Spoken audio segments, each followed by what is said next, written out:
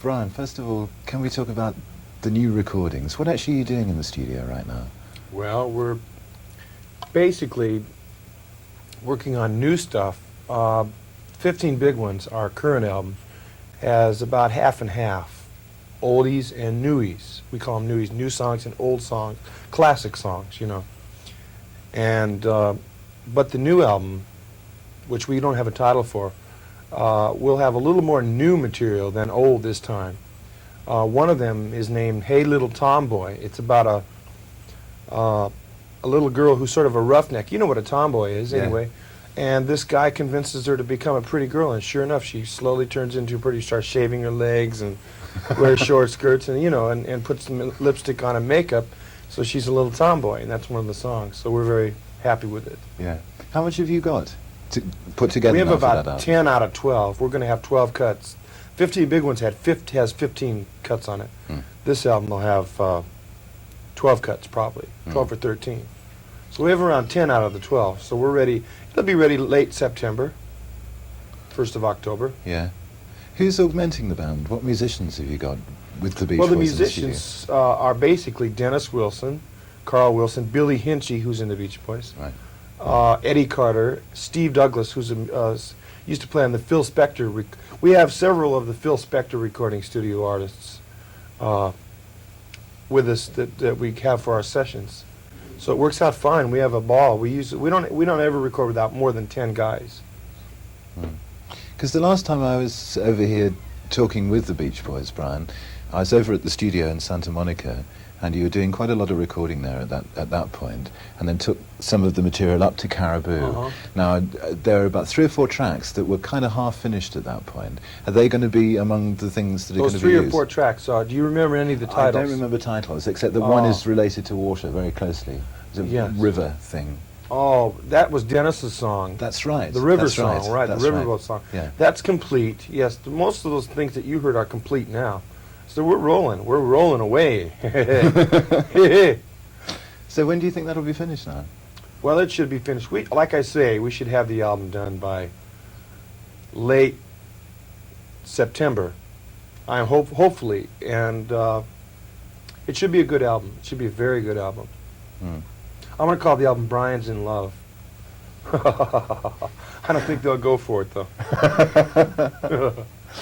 Because Rock and Roll Music and Now It's Okay have just come out as singles here. And Rock and Roll Music was the biggest new hit single you've had for quite a while, isn't it, really? It's very big.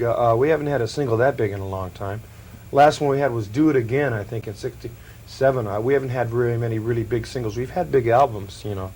But Rock and Roll Music, because of the chorus, you know, rock, roll, rock, get in a roll. It had that feeling, you know. It's the old Chuck Berry feeling. So we really got some spirit in it.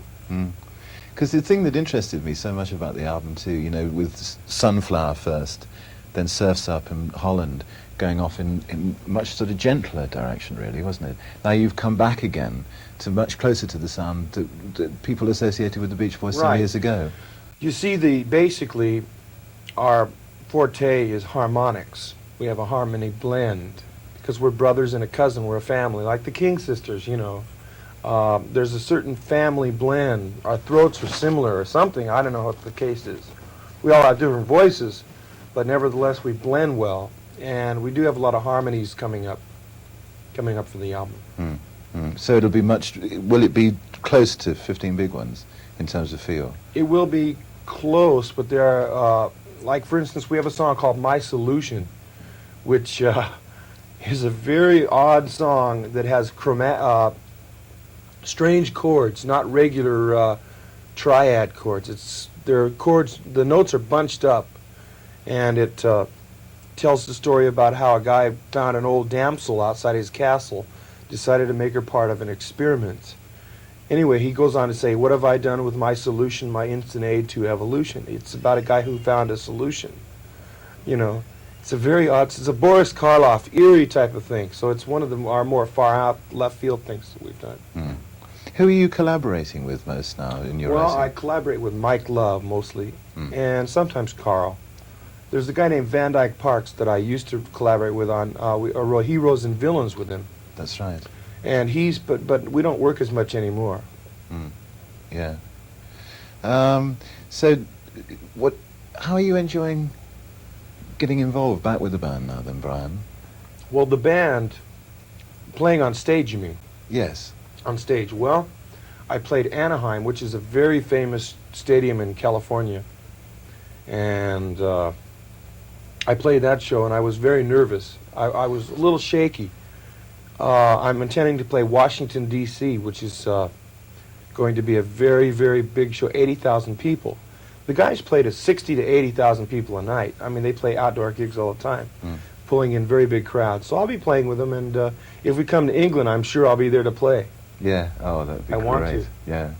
Because it amazed me at the time, you know, that you took all the equipment that you took over to Holland Yeah. to record the Holland album, and then bring it all the way back. I mean, first of all, I know the cost was Oh, the cost tremendous. was tremendous. I mean, the equipment in the first place cost $190,000 to build. It's an elaborate system built by a genius, Steve Moffat, and it cost quite a bit to make.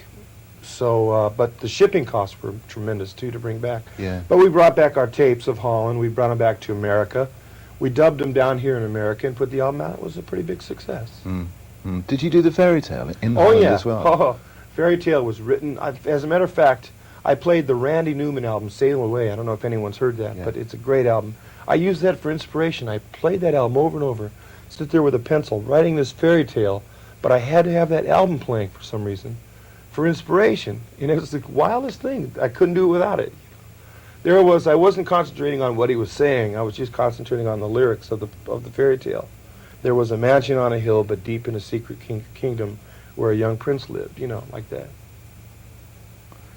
So what happened then? You got back from Holland, Brian, because that's the point then that I didn't hear Well, very that's much when my about what you recluse would... period started. Yeah. I started generally what I considered a recluse period where I was confined to my bedroom. I was taking drugs. I was snorting cocaine, which I don't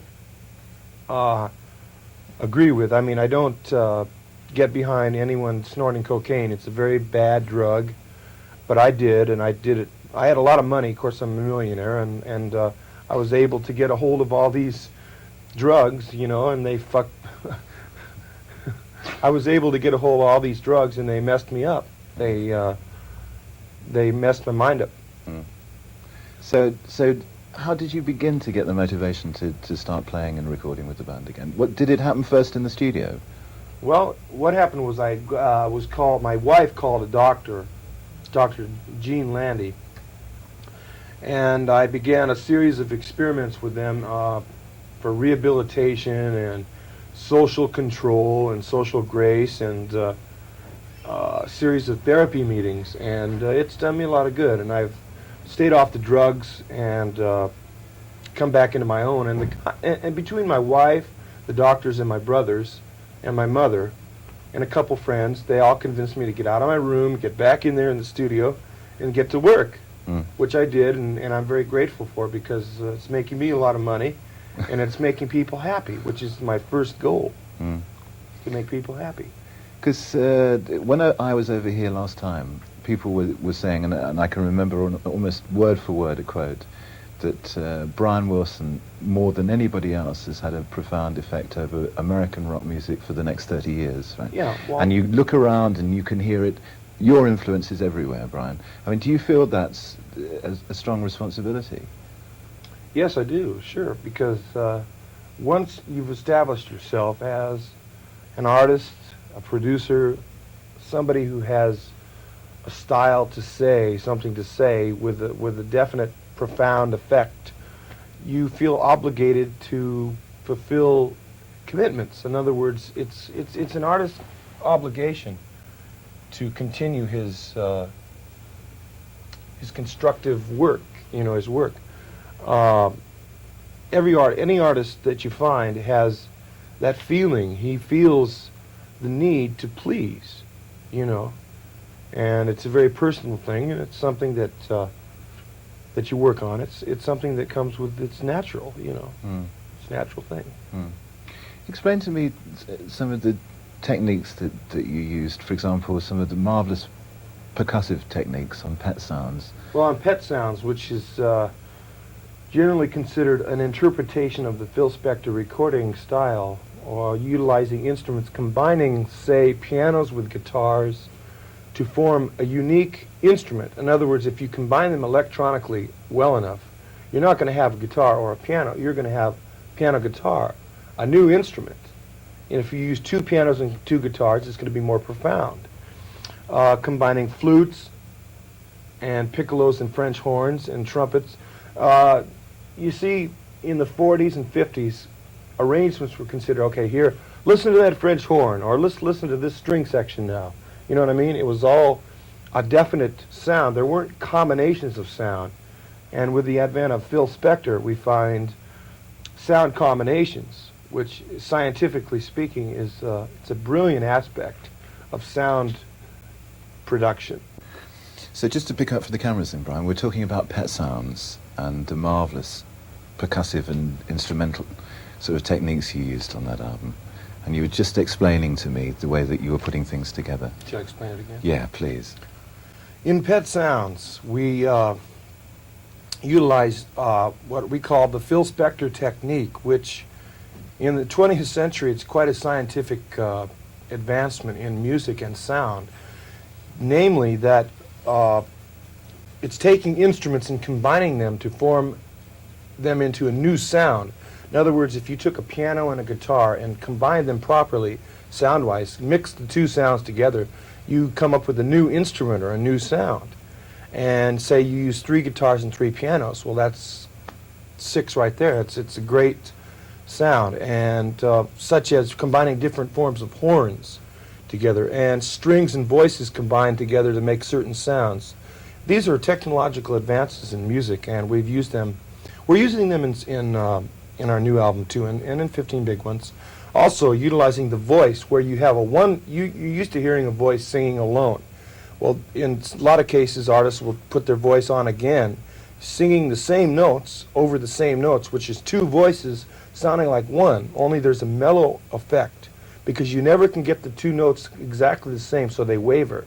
So you get the wave effect, which is very good, a very sweet sound. So talking about the Pet Sounds period of time, Brian, and just on from there a bit, because there's still some confusion relating to the Smile album, the Smiley Smile album, and the Fire tapes. Right. Yeah, can you explain that? Well, initially we wanted to do an album called Smile, which when we first began it, I had crazy ideas. I was smoking hashish, and the boys were smoking it. And we were laying on the floor singing. From laying on the floor, we put the microphones down on our heads, doing crazy things, and we got into a very strange bag. And we came across a song called Fire, which I was getting pretty far out by that time. Well, it so happens that a building burned down the same day we were doing that, down the street of the studio that we were doing the Fire tapes. I had the musicians wearing fire helmets. I had a guy bring in a bucket with burning wood to smell of smoke in the studio. I mean, I was crazy. Anyway, I began to think that we started that fire somehow mystically, and we ended up destroying the tape, plus destroying a few others of the Smile tape. As a matter of fact, an album called 2020 That's right, yeah. had on it Cabin Essence. That's right. That was one of the Smile tapes. Yeah. And was anything on Sunflower, Brian, from the Smile tapes? No, nothing on Sunflower. So Cabin Essence was in fact the only right. one? Uh-huh. Yeah, that's interesting. Which of your albums, now in retrospect, still is your favourite? I think Friends is my favorite album. It's got some cute little songs on it. It's got we didn't overdub our voices using 2 lead voices. We only used 1 separate single voice, like I was talking about the 2 voice technique. Basically, it was a more intimate sound, and it had a very personal, little folksy kind of a feeling to it. So Friends and Wild Honey, I think, are my 2 favorite albums. Because 2020 was interesting at the time too. It seemed to go on again, didn't Yes. it, from that point? I'm thinking particularly of Never Learn Not to Love. And Oh, I love that song. My do brother very Dennis much. did that, yeah. Yes, I love that song. So Sunflower then, let's talk a little bit about Sunflower, because again, that was even mellower in many ways, wasn't it? Sunflower. Yeah, Sunflower was a very mellow album. It had very articulate little. I went to wait a minute. There's a song called "At My Window," I think, on Sunflower, which was about a little bird, and it's a cute little album. It had a lot of delicacies to it. It was a delicate album, and which I like very much. I like delicate sounds, anything delicate. I love Donovan. I think Donovan's a very delicate artist. Mm. I've always loved him. And Surf's Up, you see, two things that occurred to me, just going back to Pet Sounds for a second, because at the time I think that Pet Sounds was an absolute milestone, and still most people regard it as perhaps one of the top 5 albums ever made. And yet in California, the reaction to that album at the time was kind of disappointing, Brian, wasn't Yeah, it? it was very disappointing. We didn't understand that. We thought that we put a lot of work into it, and we figured that we deserved some recognition and success for it. It was relatively successful, but disappointing on the overall scale. And I can't explain it. I can't explain failure of an album. I mean, from one to the next, you never know. I mean, there's Art Garfunkel had. I think he's great. I mean, he had a #1 album, so you never know who's going to break through with a #1 album. Who's, you know, it's very hard to determine. Because I felt in a way that the same happened to Surf's Up in America, that didn't quite actually, in terms of record sales, hit the mark that it really should have done. Because I think that that's a magnificent album. Right, thank you. Surf's Up. So, but anyway, let's talk about the future, Brian. And you're recording now. There's concerts on the way. Yeah. What are the long-term plans, medium to long-term plans? Well, I'm not familiar with all the long-term plans of the group. They do plan to do a lot of touring, and I think they plan to visit England, which I'll be going with them.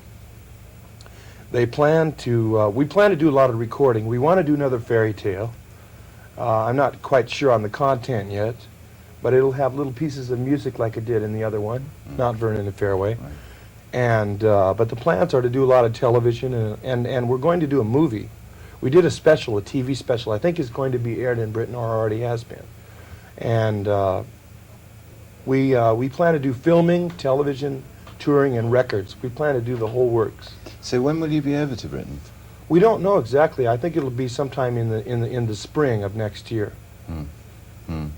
Oh, look forward to that very much indeed. Okay. Brian Wilson, thanks a lot. Thank you.